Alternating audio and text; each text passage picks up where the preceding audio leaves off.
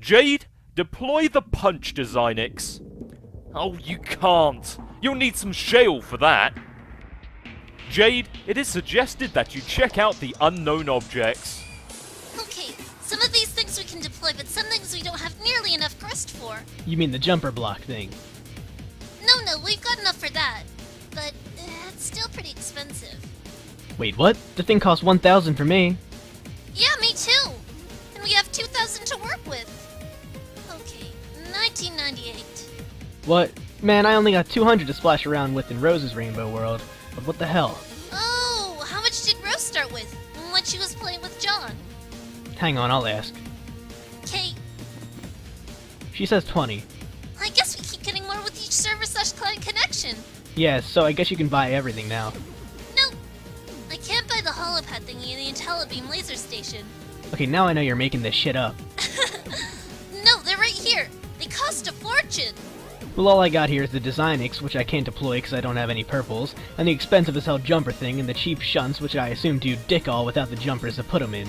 Oh, also the CD, which is 100, but I didn't drop it because it seemed like a stiff allocation of resources for now. Yeah, I've got that too. I will deploy it. So with each new connection in our player chain, I guess new weird deployables are introduced. Yes, I think that is how it works. When John connects with me, he will probably get some cool new things too. Hey look, we're learning stuff. Now deploy the green and white compact disc. What should I do with these beta copies? I don't really need them anymore. I suppose just hang on to them for a while. And then later, just do whatever you are naturally compelled to do with them. Wow, that was a weird answer, but okay. You take the beta and the CD. Jade, deploy circuit board looking thingy. It was obviously labelled as the jumper block extension. It appears to be deployable only as an extension to the alchemitter. Looks like you're going to have to move it. Damn. And it looks so nice up there. You expend another relatively affordable 100 build grist to relocate it. You then pay the steep fee of 1,000 build grist to deploy the jumper block extension. Jade, attempt to deploy Catchalog disk drive. Again! The name of the thing was right there in plain sight. You deploy the punch card shunt for peanuts. Looks like a Catchalog card is supposed to fit in the slot. Dave, insert card with a CD on the slot. You put the card in the slot and stick the shunt on the jumper pins. Nothing happens. You might need to stick a punch card in there, probably allowing the holes in the card to affect the flow of the current through the circuits. And to punch cards you'll need to get a Designix somehow. Now Dave, insert disk into the computer.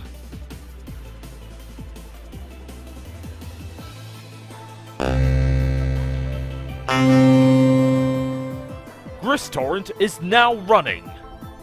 Dave, illegally pirate some of John's shale. You start leeching off of John's shale at a pace of 4 grist per second. Not the fastest download rate, but then again, you don't need a whole lot. In 1 second, you already collect enough for a punch Designix. You set the application to leech off of John's build grist because he's obviously got far too much for his own good. It cuts the download rate in half though. You guide the air. Consult with him.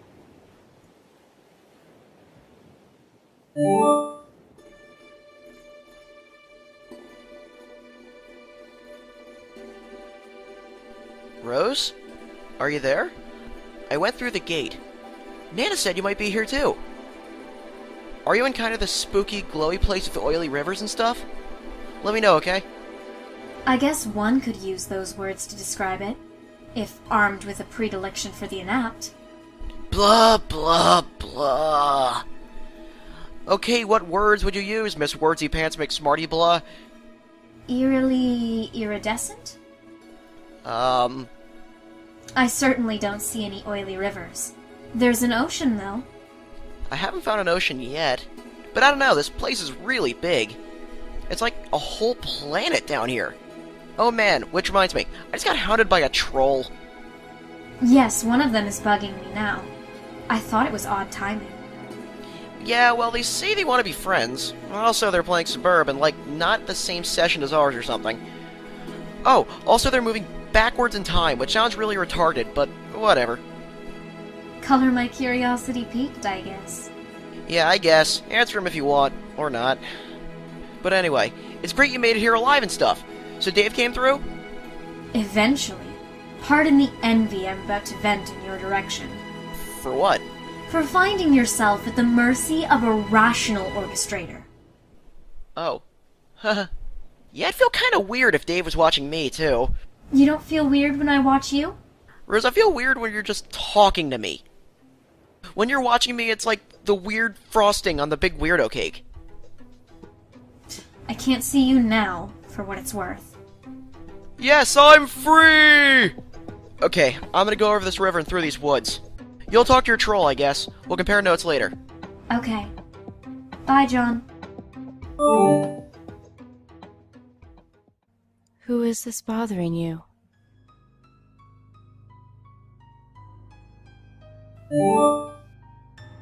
Hey, Lalonde, stop crying into your mom's beverage. She hates you and has left you forever. Now I'm confused. On the surface, this appears to be another contrivance for a troll desperate to offend. But John said you wanted to be friends. And if you knew me, I suppose your remark could be construed as a ploy to elicit agreement, and soon report. Not that it would actually work. God, you really do talk too much. So which is it? Oh, your text smells good. Is that lavender? You smell words? You don't? Right. Aliens, I forgot. Yes, it's easy to forget given our rapport and how much we really have in common. I forget that you humans actually communicate with speech instead of releasing clouds of fragrant gases and smelling each other's sentences. Ugh, gross. So gullible. You'll believe anything I tell you. Of course we talk, dummy. Still not sure if I'm being courted or trolled here. I'm gonna go with the latter. I hate you all quite a lot. But I think the others will eventually realize it'll be mutually beneficial for us all to work together. And so they'll probably be all friendly like later on. By later, you mean now? Yeah, that's probably what John was hearing. And maybe they'll even mean it and want to be friendly, but I intend to stay pissed at you forever, even if I seem helpful. Then you're in luck, because you don't. No, but I will be. The fact that I will be helpful is an immutable fact that I am stating for the record. It does not mean friendship is what is taking place here. John was told you were moving backwards through time. Was he gullible to believe this, or is the fact that I'm asking just further indication of my own gullibility? Feel free to continue shifting the definition of the word to suit your convenience. We haven't been talking to you for long, like a few minutes from my perspective. If there's some of us who decided to start talking to you at the end of your adventure right off the bat, instead of the beginning like what's logical, then that's their stupid business. I'm staying linear, cause weird time stuff gives me a headache. Oh, also it's pointless. Alright, let's continue milking my human gullibility and say I believe you. You're the sensible one who's decided to communicate with us in a linear lockstep with our timeline in order to help us out. How can you help me? You just entered your medium, right? Yes. Does it seem like there's a subtle voice in your head urging you to do things? Yes. It's not so subtle, actually. Yes! For me too, it was more loud and clear than for the others. You see, we were meant to be the best hate friends forever. A beautiful soul grudge this cosmic was surely authored by the constellations. They all thought I was crazy. But ha ha ha! It turns out we were all crazy in our own ways. That helped us realize the particular destinies the game put together for us. In the vocabulary of the like, the hyper-flexible mythology it tailors to each player group. You mean, for instance, if a player were to learn she was a seer? Yeah, exactly! Seer of mind, page of breath, knight of blood, maid of time, etc, etc, etc. 12 for us, but obviously 4 for you. Every session is different. And this voice? Oh yeah, it's an exile. Exiled from what? It took us forever to figure this out, because they aren't meant to be an obvious aspect of the game. They are on your dead planet, just like they are on ours, years after its reckoning. Their role is to help you on your quest in some ways. The obvious way is by directly guiding your actions. But maybe the more important ways are these little things they do probably without even realizing it. Actions that complete loops in the timeline. Cogs in paradox space. Paradox space? Oh, hell. Listen. The universe will eat paradoxes for breakfast. And so will this game. Get used to it. By now, you should realize this whole mess was a big, self-fulfilling clusterfuck. A huge, orgiastic, modest double reach around. I'm starting to see that. So the exiles are on Earth? Does that mean our goal is to get back there too? To resurrect it somehow? No. See, ironically, they get to do that. After they're done helping you, that is. Your job is of greater consequence, to say the least. But part of their job is to rebuild life and civilization there. And, if they're successful, in thousands or millions of years, the technology is unearthed and the planet is ripe for the seeding all over again. You never answered the question. Where were they exiled from? From the two kingdoms in the Inciposphere, expatriated during the Reckoning, former agents. What are agents? I think this will be more constructive if I contact you again in a little while, when you know more and I don't have to explain so much. When? In a couple of seconds. For me, but not for you, sucker! Meanwhile, the past pulls a mean double reach around. Hey, happy birthday, Jade! Yay, thank you, John! Whew, okay, I got your present in the mail just on time. Plus, I sent Rose and Dave's too. Why do your guys' birthdays gotta be all bunched together like that? You're running me ragged! I know, but it's nice of you to think of us all like that. Can't wait for you to see what I got you. I don't want to spoil it or anything, but hopefully it will solve all those problems you've been having lately. Mysterious wink. I'm sure it is great. I can't wait either. It might take a while to get here from there, but it'll be worth the wait. Oh man. I'm such an idiot. I forgot how long it takes you to get stuff. John, that's really okay. I'm sure it'll get to me exactly when it needs to, and it will be a nice surprise when it does. Okay, well, I hope so. Hold on. Wait, goddammit, don't block me! I mean, not that blocking me would do anything, but just listen. What do you want? I just have to deliver a message and then I'll go. It is a message from you, so you probably ought to listen. This is nonsense. Every time I believe something you say, you laugh at me and call me a gullible human. It's so childish. Okay, fine, I admit it. I'm completely shit the bed here. I get that, and I can't promise I won't keep trolling you, 'cause I will in weeks or months or whatever, and I'll keep giving you a hard time, but see, that won't be present me. That's past me, from like half an hour ago or so, when I was more hot and bothered about all this, okay? I don't know what you're talking about at all. It's another prank. But whatever, fine, think it's a prank, as long as you remember this conversation. See, we're trying to talk to you in the future, and it's important, but you won't answer us. So we talk to you way in the future to ask how to get in touch with not-so-future you. Are you following? No. She said to talk to you, and now to tell you this. You know your robot? You mean the robot you think is stupid? The one you've mocked me for having on a number of occasions? Yeah, well, I still think your robot is stupid, but that's beside the point. Later on, it will blow up for some reason, it doesn't matter why. This is the worst prank you've ever pulled! Quiet, anyway. When that happens, you won't know what to do.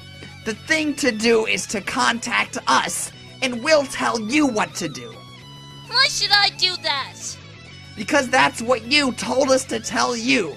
Now, whatever. Believe me, don't believe me, I did my job. I'm out of here.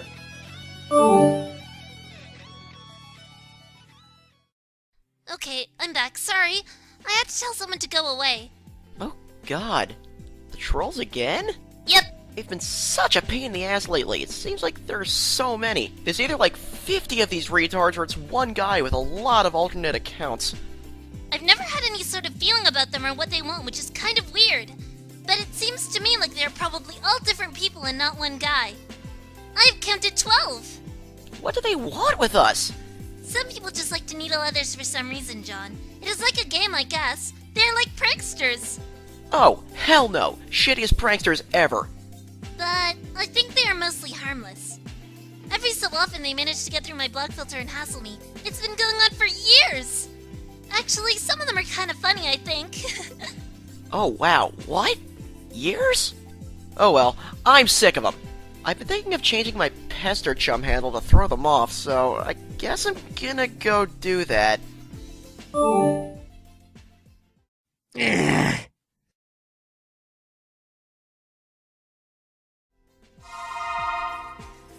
The package from your pen pal appears again. You've been wondering when it was going to show up. It has been months since you last worked on it. Hopefully your friend has made the final modifications you require. You'll have to mail it soon so it reaches John in time.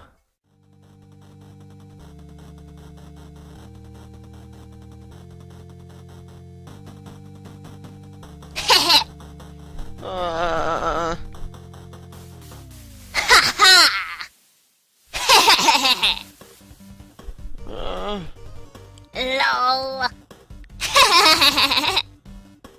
Well, I guess you're not too bad a troll if this is all you do. Just laughing and stuff.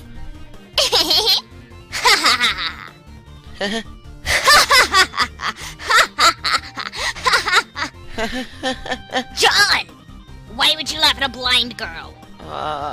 You have no idea how much you disgust me. You are a total disgrace to the field of ectobiology. If we ever meet, I am going to cut your throat and listen to you bleed while I smell you die. You think it's time to change your chum handle. To what, though? Gotta be something they'll never suspect. What was that thing she said you were a disgrace to? You have kind of had a hard time reading shitty leet speak in spite of your awesome hacker cred.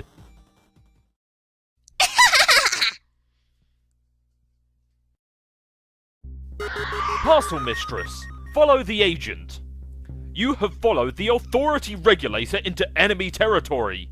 It is a risky move and this dark palace makes you feel very uncomfortable. But it is imperative you press on and recover that parcel.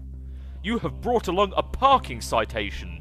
If confronted, you will say you are only here to deliver payment and leave. You have no idea where you're going. You're too nervous to ask anyone. You take a turn somewhere and find an especially regal-looking red carpet. You wonder where it could possibly lead.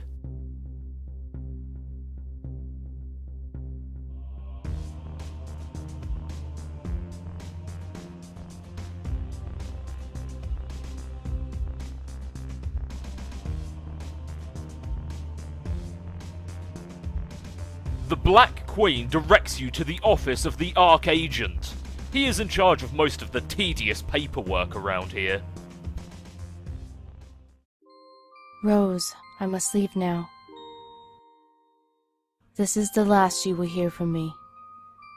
Find your sprite. Realize your purpose.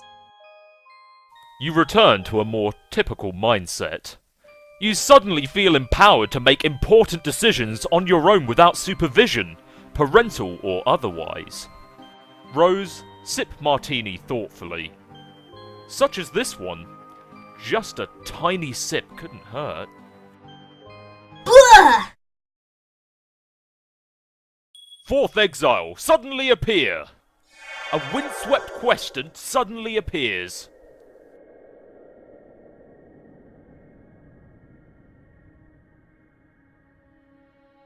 Peregrine Mendicant.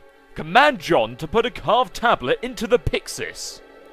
You follow the command telling you to command John to put the carved tablet in the Pyxis and type, John, put the carved tablet into the Pyxis.